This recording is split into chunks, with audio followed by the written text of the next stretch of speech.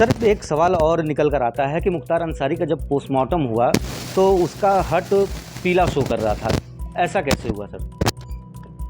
देखिए, हार्ट पीला होने का कारण ये हो सकता है कि उस इंसान में कोलेस्ट्रॉल की मात्रा ज़्यादा रही होगी। अगर आप मौत की वजह से संतुष्ट नहीं हैं या उनके परिजन संतुष्ट नहीं हैं तो ये प्रक्रिया होती है बॉडी को निकाल करके। उसके बाद उसके आसपास के सॉइल सैंपल भी प्रिजर्व किए जाते हैं। ये जानना चाहेंगे, अगर स्लो पॉइजन की बात करें तो अगर किसी व्यक्ति को स्लो पॉइजन दिया जाता है तो कितने वक्त बाद उसका असर देखने को मिलेगा? जब असर देखने को मिलेगा तो क्या बॉडी में किस तरीके से रिएक्ट करेगी, क्या क्या प्रॉब्लम सामने नजर आएंगी और कितने टाइम पीरियड बाद उस व्यक्ति की मौत होगी स्लो पॉइजन की वजह से? स्लो पॉइजन की वजह से मौत मेनली 1 महीने के अंदर या 1 महीने के बाद होती है। किसी को ये उसमें नहीं आशंका रहेगी कि इसे पॉइज़न दिया गया है, क्योंकि पॉइज़न देने का मतलब तो हुआ यही, हम मानते हैं कि तुरंत उस इंसान की मृत्यु हो जाएगी या कुछ घंटों में हो जाएगी या मान लीजिए 24 घंटे के अंदर हो जाएगी।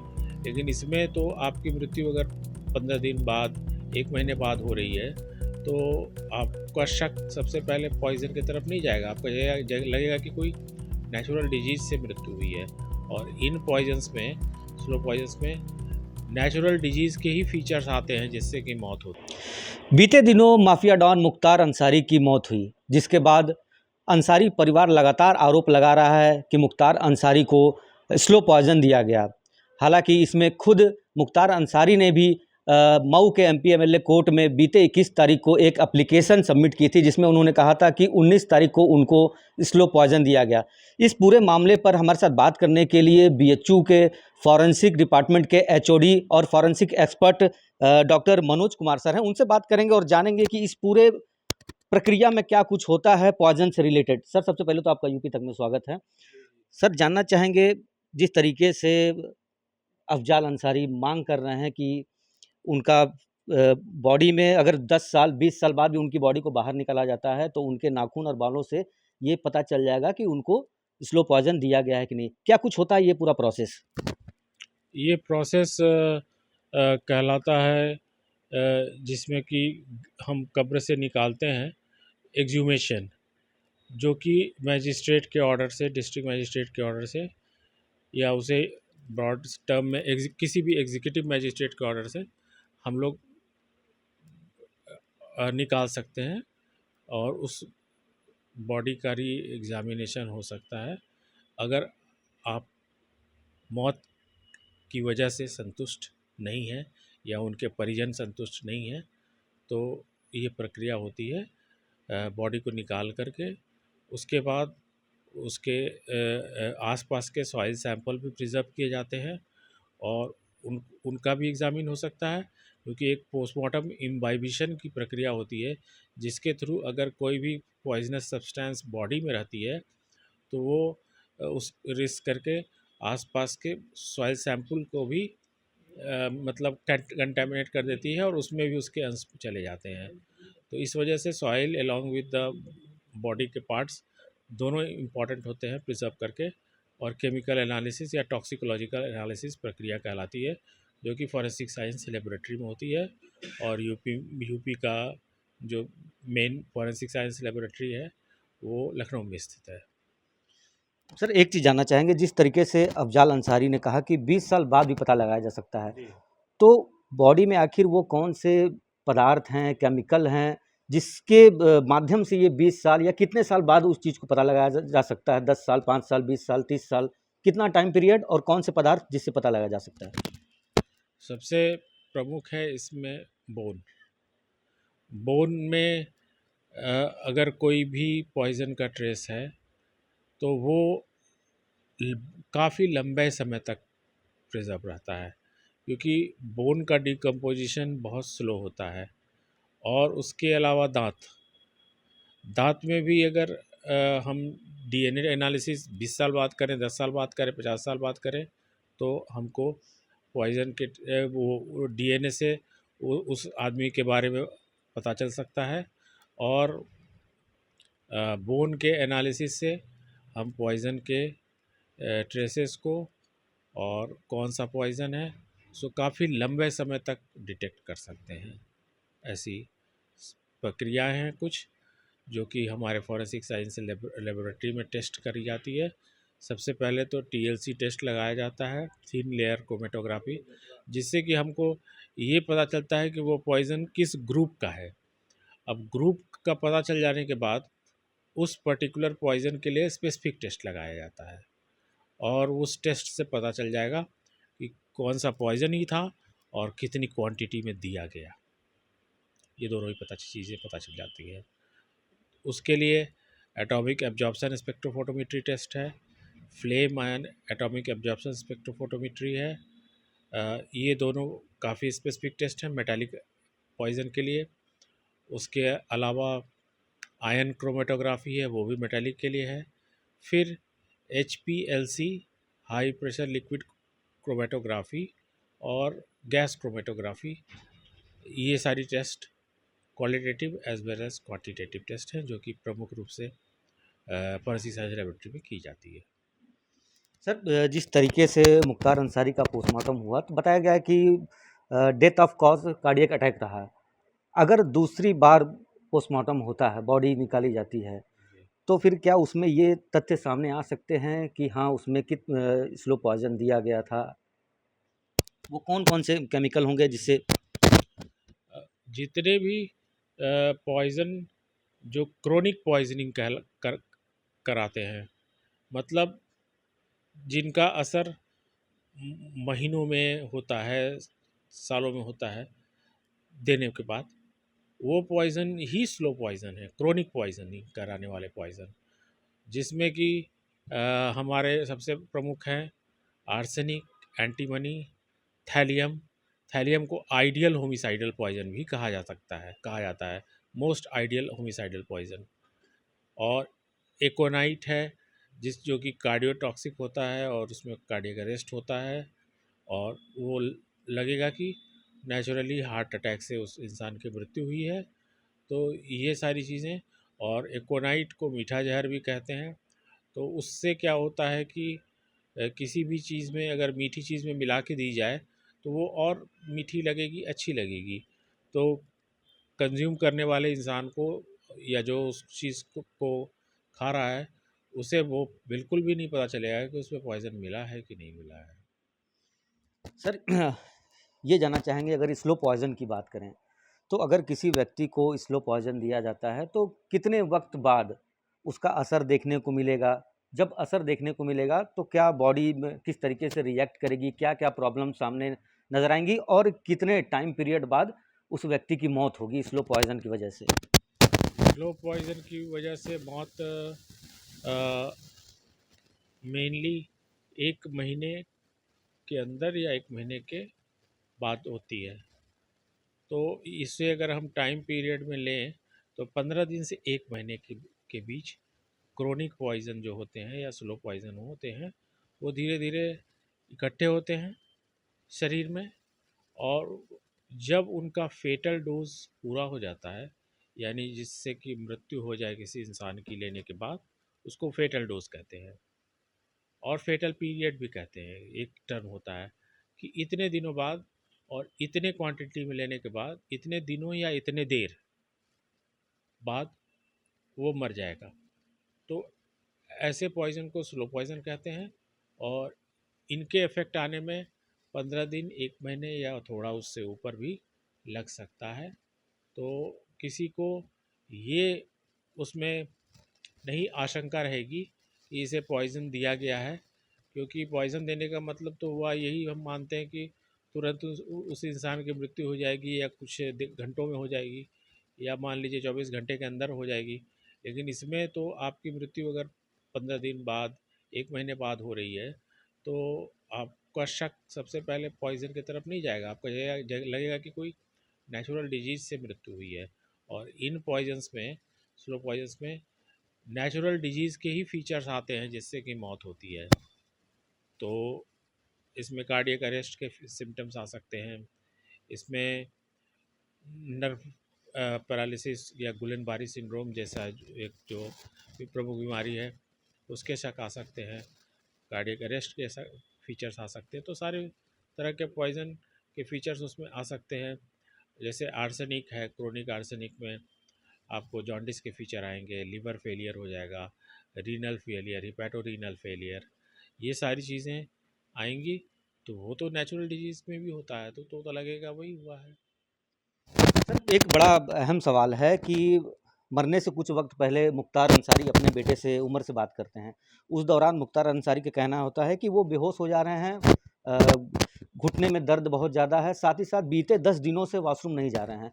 तो क्या ये सिम्टम्स भी स्लो पॉइज़न को रिएक्ट करते हैं या उससे जुड़े रहते हैं? रिलेट होता है ये सिम्टम्स, कमज़ोरी होना, 10 दिन से वॉशरूम ना जाना?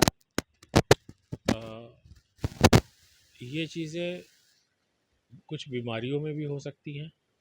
जैसे कि अगर किसी को क्रोनिक किडनी फेलियर है, सीकेडी, तो उसमें भी जब यूरेमिया का फीचर्स आ जाता है, यानी यूरिन आउटपुट एकदम कम हो जाता है, और उस स्थिति में उस इंसान का यूरिन का फ़्लो कम हो जाएगा, डेली यूरिन का फ़्लो कम हो जाएगा, और वो किडनी का प्रॉब्लम हो सकता है, और उस वजह से वो इंसान दुबला हो जाएगा, उससे खाया नहीं जाएगा, उसको हमेशा मतलब वॉमिटिंग टेंडेंसी रहेगी, और वो हल्का हल्का सी रहेगी, और वो हल्का हल्का मूर्छित टाइप का भी महसूस कर सकता है। ये सब यूरेमिया के फीचर्स हैं। लेकिन मैं आपको ये बताना चाह रहा हूँ कि ऐसी कंडीशन पॉइजनिंग में भी होती है, जैसे कि नेफ्रोटॉक्सिक पॉइज़न है जो किडनी पे असर करते हैं, जिसमें कि फेनॉल है, आपका मरकरी है, कार्बन टेट्राक्लोराइड है, कैंथेराइड है। ये सारे पॉइज़न किडनी को की टॉक्सिसिटी कराते हैं। तो इसमें भी अगर किडनी फेलियर होता है तो धीरे धीरे इसमें भी पर्सन यूरेमिया में जाएगा, और सारे फीचर्स उसको किडनी डिजीज़ के, क्रोनिक किडनी डिजीज़ के आएंगे, और वो बाकी जो सिम्टम्स हैं यूरेमिया के वो मैनिफेस्ट करेगा, उसमें आएगा। लेकिन जैसा कि मैंने बताया, थैलियम और एक पॉइज़न होता है जिसको कि हेमलॉक कहते हैं, जिससे जिसको देकर सुकरात को मारा गया था, सॉक्रेट, कोनियम मैक्यूलेटम। इस पॉइज़न में नर्व की पैरालिसिस हो जाती है, और ये असेंडिंग पैरालिसिस है, मतलब नीचे से शरीर में ऊपर तक जाएगी पैरालिसिस, और पूरे शरीर के भाग की पैरालिसिस हो जाएगी। तो ये एक पॉइज़न है, नर्व पॉइज़न।